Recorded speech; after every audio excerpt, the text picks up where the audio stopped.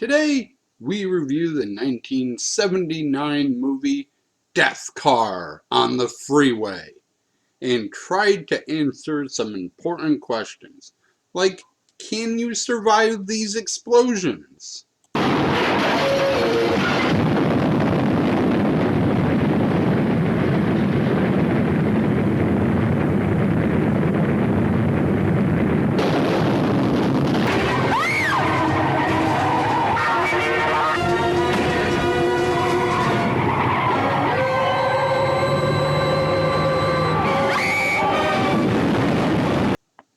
Why does nobody know what tinted windows are?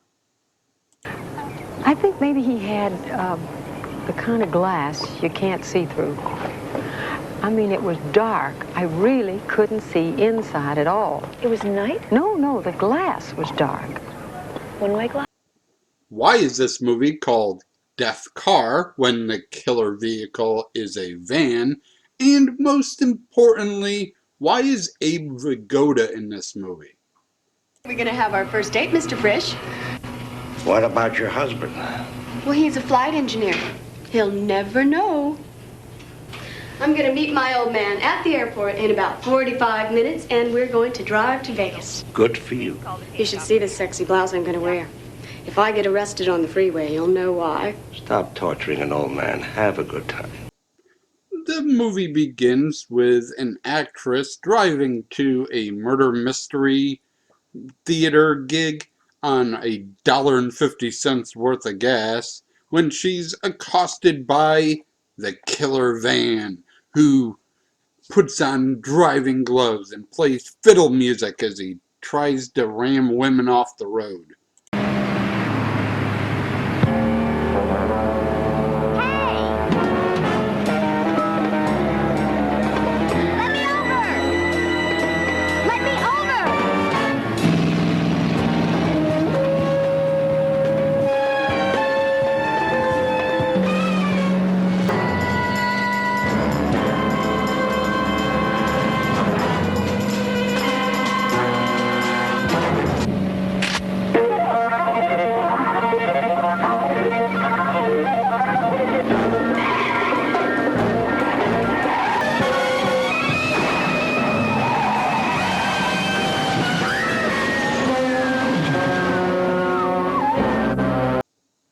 While she does survive, we don't really see her again. She's not our main character. Our fucking phone, shut up. I don't want to play fantasy football. Our main character is a reporter who remembers having a similar news report a few years ago and calls up her husband, who she's separated from, to find the old footage. He, of course, wants to get back together, but she's not so sure. It's no accident, I think, that the heading north on the Hollywood Freeway, and I realized that I had missed the exit I wanted. I was heading back to the club here. There was this black van in the lane next to me, so I cut in front of him. You got to cut in front of somebody if you want to get off the freeway. So I cut in front of him, and the next thing I know, all of a sudden, this van is pushing me from behind so fast that I missed the Victory Boulevard exit. And then he came up alongside me, and he pushed me off the freeway, just forced me off the freeway, and my car turned over once, and I was lucky I wasn't killed. As the reporter's trying to convince her bosses that there's a killer van on the loose and it's not an isolated incident, the van attacks a new victim, the nurse, sexy blouse and all.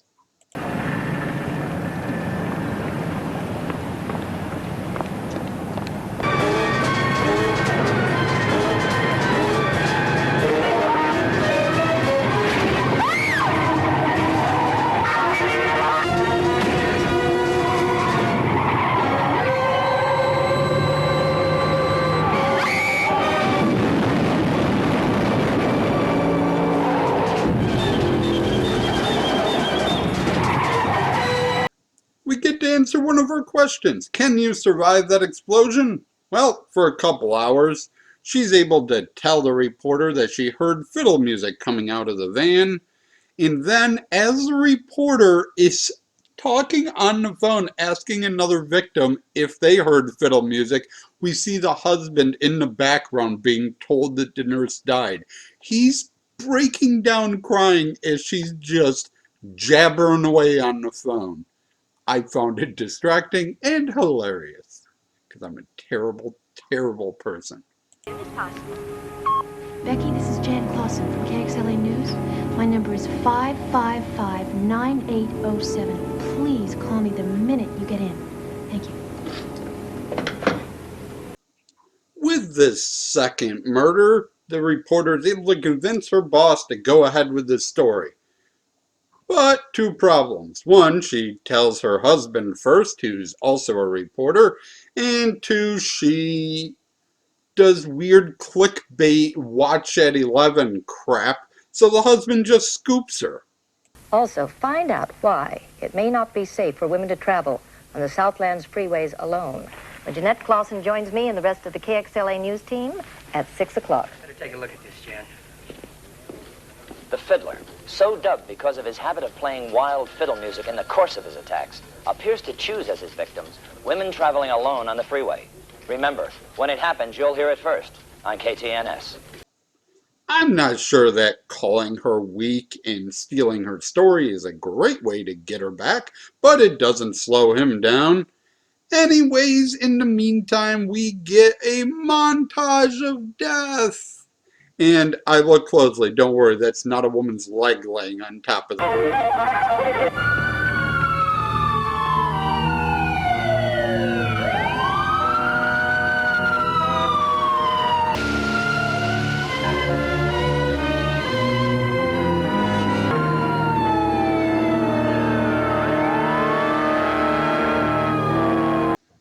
At one point, we're told that the cops could have caught the van, but instead pulled over the pretty girl to talk to her instead, and just let the bad guy leave. So why is this madman killing all these women? A psychologist thinks it's because he has mommy issues. We can feel that he is a severely repressed personality, easily threatened, unsure of his masculinity. That he may have been dominated as a child by his mother or some other female authority figures. After being warned not to, the reporter blames cars. The existence of cars. We manage to kill 50,000 Americans on our roads and freeways every year. Over 2 million Americans have died in automobile accidents. That's almost twice the number of men killed in all the wars the United States has ever fought. Is it really necessary for the automobile manufacturers to glamorize speed and recklessness in their advertising? And to manufacture cars capable of speeds in excess of 100 miles an hour? She was warned not to do this story because her program is sponsored by, you guessed it, a car company. She's immediately fired. I should point out two things at this point. One, she drives a Datsun 240Z with a top speed of 130 miles an hour. It is the second fastest car in this movie. And two, the police have an even dumber theory. They literally blame the victims. What do you mean by that, Lieutenant? Well, women especially can help by not making themselves candidates for the fiddler.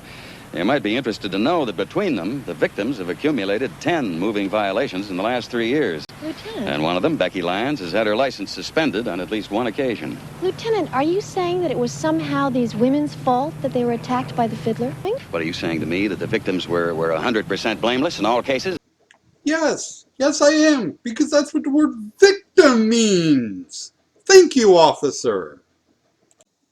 As she is leaving the property, she receives a phone call from a car club that doesn't appreciate her saying that all car guys are murderers, but does have information on the fiddler.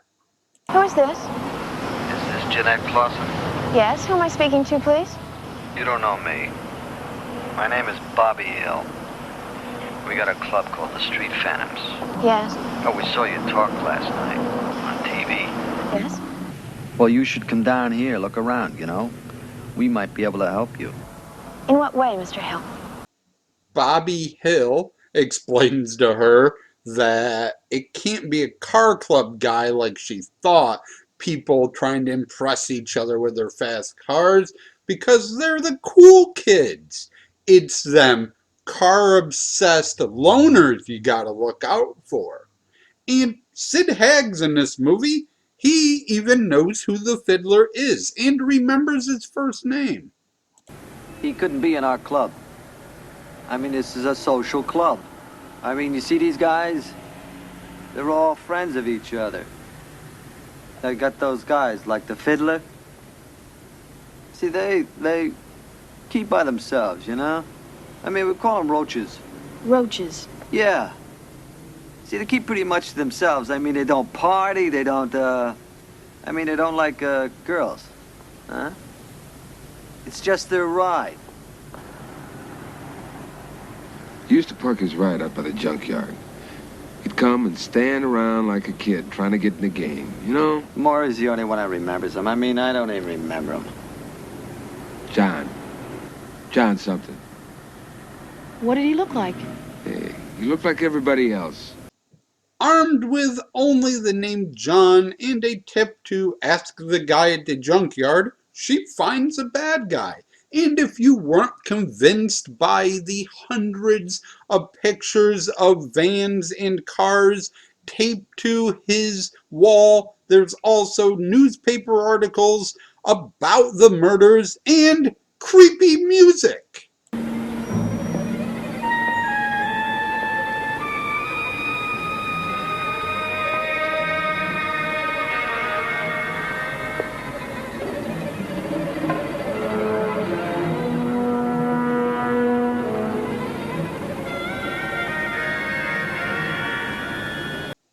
She calls the cops, who come apologize, thank her for her great work. Now she's suddenly friends with the lieutenant who blamed all women. But they have no description of the bad guy because the only person he's ever shown his face to is his landlord, who is blind.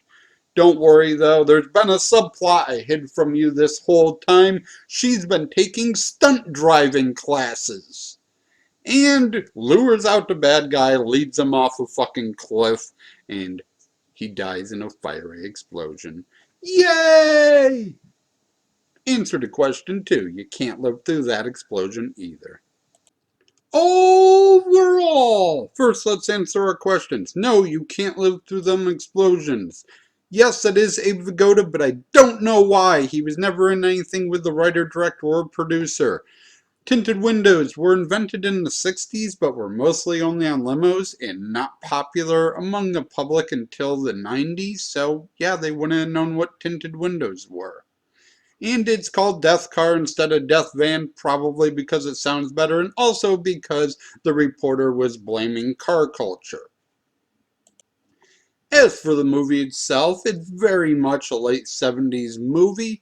It's not a slasher, so there's no blood, no nudity. There's a lot of death, but we mostly just see the body after the fact, or a couple explosions where we don't see any body at all. There's some good stunt work with the cars, so I'll give it that. This one was directed by Cars stuntman Hal Needham. He's in Smokey and the Bandit, in Cannonball Run, in small roles, but mostly did the stunt work on them films. It's written by the stars of the movie. Shelley Hack, the reporter, her husband is played by Frank Gorshin, and Peter Graves plays the lieutenant. So they wrote a movie and put themselves in it. Yeah, I'm still trying to get a handle on this editing software. This one ended up being pretty long. I hope you liked it anyways. Thank you for watching, and as always, I shall try to do better next time. If I can find one, here's a bonus clip.